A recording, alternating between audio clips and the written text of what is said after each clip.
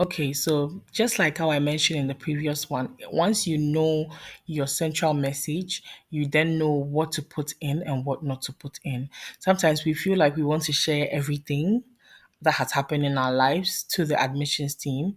If it does not bear on what you are talking about, then it will be best not to write it. Okay, so for instance, maybe you lost a family member, you lost a loved one, or you went through a particular sickness or something.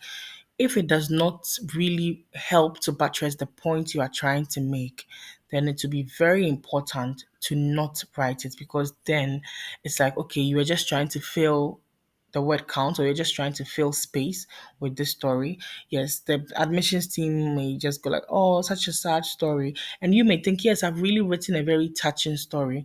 But when you look around, the story does not really match with anything you are talking about or the intended course of study, or it does not even lead the admissions team to the problem that you are trying to solve, in your community. So it's very important to be able to know relevant information to add. Even if you are trying to show research evidence for something, make sure you have the right research that directly matches with what you are saying. So if you want to talk about maybe teenage pregnancy in Ghana, there's no point, finding information about maybe I don't know, like infant mortality rate or something, or like giving a very broad, for instance, you want to link teenage pregnancy to maybe illiteracy. Okay.